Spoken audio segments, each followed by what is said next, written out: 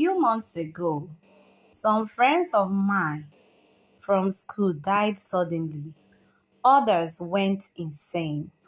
The doctors tried to pass it all off as mental illness, but I knew the truth. They were possessed by something. When I was in school, I used to hang around with a group of boys in my class. There were five of us all together: Danny, Mitch, Eric, Hugh, and myself. We never paid much attention to our schoolwork and spent our time ditching class and getting up to mischief. The teachers hardly noticed our absence, and our parents never suspected a thing. One day, Danny and Mitch told the rest of us about a creepy urban legend they heard regarding a house near our school. The father of the family had gone insane and hung himself. When his wife and kids discovered the body, they were so traumatized that they couldn't stay in the house again. They abandoned the house and it has lain vacant ever since. We were so curious that we immediately decided to check it out. The next day, we all snuck out of school after lunch and went to the house. When we got there, we were surprised to find that it was just a normal looking home. You would never have suspected that someone had committed suicide in the place. Danny and Mitch went in first, and the rest of us followed close behind. We went into the kitchen first and rummaged around the drawers and cupboards to see what was inside. There was nothing much of interest. Going upstairs, we explored the bedrooms, but most of the furniture had been removed. Just then, Eric noticed something in the hallway. There were two small windows at the very end. They were high up, almost touching the ceiling. It seemed strange because there was another room behind the windows, but no door to access it.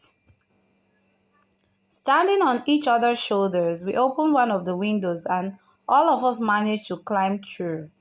There was a musty smell in the air. It stank of damp and dry rot. The moldy wallpaper was peeling off the walls. It was empty except for a desk in the corner with a black book sitting on top of it. On the wall above it hung a large wooden cross. The strange thing was that the desk, the box, and the cross had all been painted completely black. It got a bad I got a bad feeling about it. So I said to Danny as he walked over to the desk and exclaimed the box. Mitch was picking at the wallpaper. This place gives me the creeps, he said with a grimace. Danny flicked the lid on the black box, opened the lid and looked inside. I wonder what's this, he exclaimed. Just then I happened to glance down at the floor. There was something carved in the wood floorboard. It was some sort of symbol that covered the entire house floor. A five-pointed star with a circle round it. I recognized that symbol. It was a pentagram. Mitch peeled a long sticky sheet of wallpaper off the wall. As he did so, it crumbled on the ground, revealing what was behind it.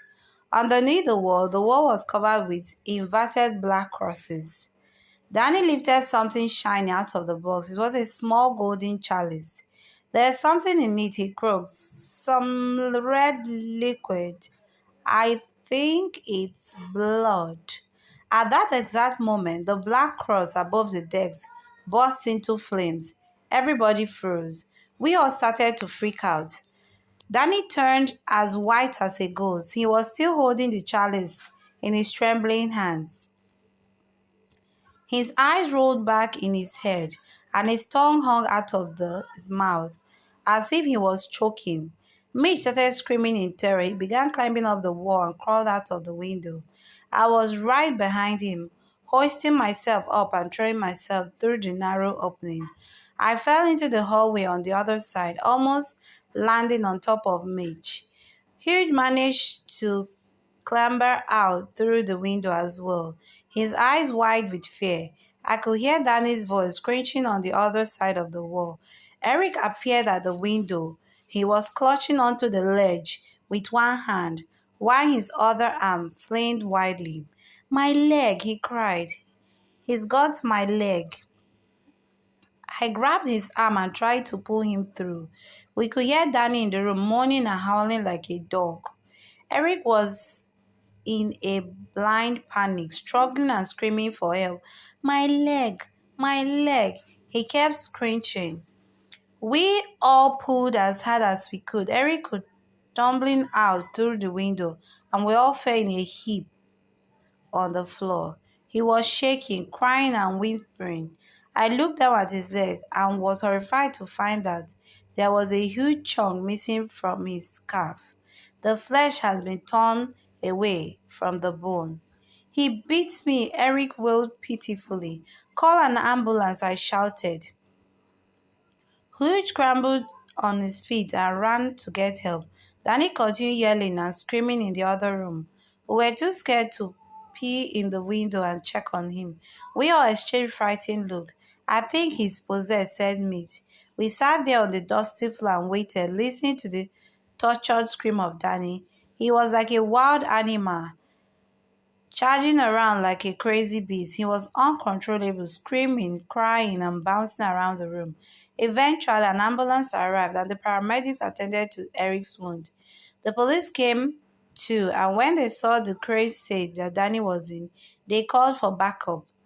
The ambulance took Eric to the hospital. Our names and addresses were taken and were driven home by two officers. We never saw Danny again.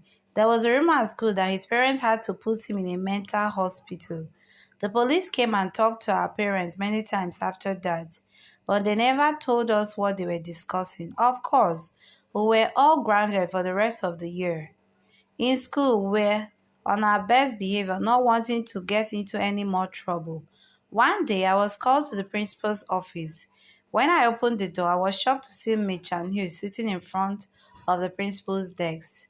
Their faces were ashamed. As soon as I closed the door behind me, the principal began speaking. "Eric is dead," he announced. I couldn't believe it. Then I realized I hadn't seen Eric for days. I thought he was just absent from school. It turned out that he has collapsed and died of a heart attack. He was only 14 years old. The doctors couldn't explain it. Nobody could. Mitch, Hugh, and I left the office that day with a heavy feeling in our hearts. We were the last surviving members of our group. We didn't speak to each other. There was nothing to say. The haunted expression on our faces spoke volume. After that, we all sort of drifted apart. During the summer holidays, I happened to run into Mitch's sister at the mall. As soon as she set eyes on me, she broke down in tears. She told me that Mitch was dead and Hugh had gone insane. Mitch hung himself in his bedroom.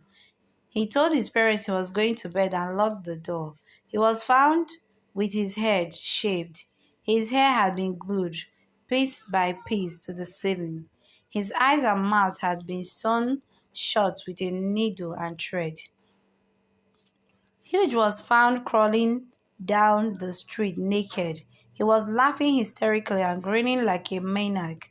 He couldn't close his eyes. When paramedics sedated him and brought him to the hospital, they discovered he had cut off his own eyelid. At that moment, I knew that we were all cursed, and now I was the only one left. A few days later, I was struck down by a mysterious illness. I had a fever and was confined to bed. All I could do was lie there. I couldn't eat or drink anything.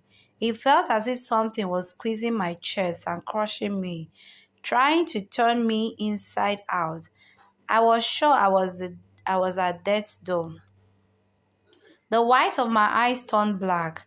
I was in so much pain that I didn't care if I lived or died. I just wanted it to be all over.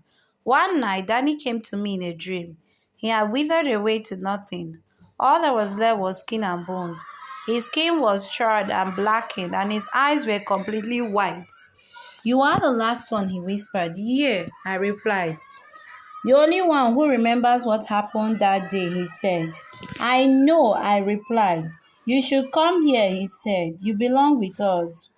"Why are you here?" I asked nervously. "You knew that we all He chuckled. We are in hell, he said. I hope you did enjoy this story because we have come to the end of this story. This is your first time you